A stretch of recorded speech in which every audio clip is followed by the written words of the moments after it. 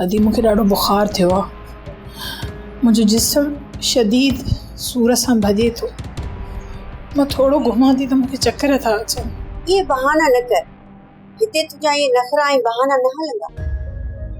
सदोरी, पोचे ॾियण में को ऐब त न आहे। ही घर बि तुंहिंजो पंहिंजो ई आहे, पंहिंजो घर ई सम्झ। जेकॾहिं पोचो ॾींदीअ त लही कोन वेंदी। पहिरियां बि त तूं हिन घर में सफ़ाई कंदी हुई है, कमकार कंदी हुई है। ही को तुंहिंजे लाइ नओं कमु कोन्हे। कमु करण में कोई ऐब न आहे, पर मुंहिंजी तबियत ठीकु न आहे।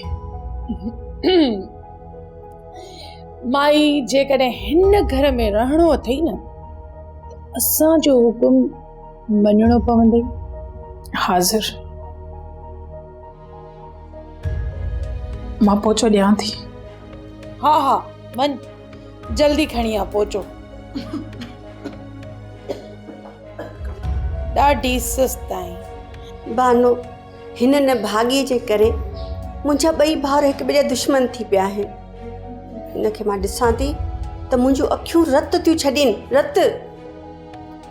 अदी मेहरू, तू फिकर ई न कर न।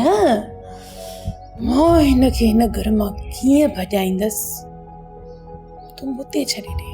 भानो, हिन जी टके जी बि इज़त न आहे करणी।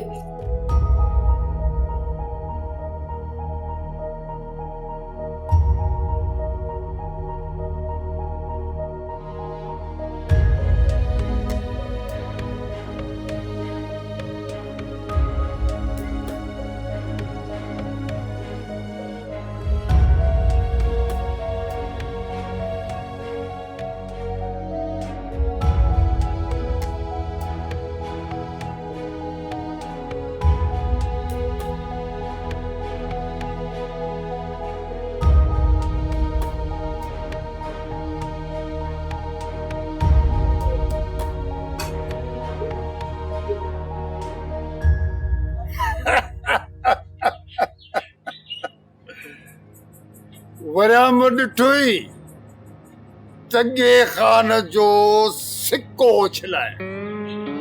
हाणे घर बातिन खे कणू कणू करे छॾियो। हाणे त हिक ॿिए जा पंहिंजा बूथ बि कोन था वणनि।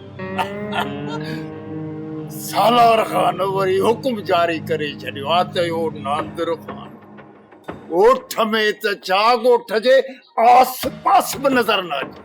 तगिया खाना, नादर खान चए छा थो? हाणे त नादर खान जो हिन ॻोठ में रहण ई मुश्किल आहे। ॾुखियो न बाक़ी छा? सोप सीरियल सिंध ॼाई तमाम एपिसोड्स ॾिसो हाणे HD क्वालिटीअ में। विज़िट करियो असांजो YouTube channel Sindh TV HD drama. Subscribe कयो असांजो official YouTube channel Sindh TV HD drama ऐं वधीक अपडेट लाइ बेल आइकन खे क्लिक करियो।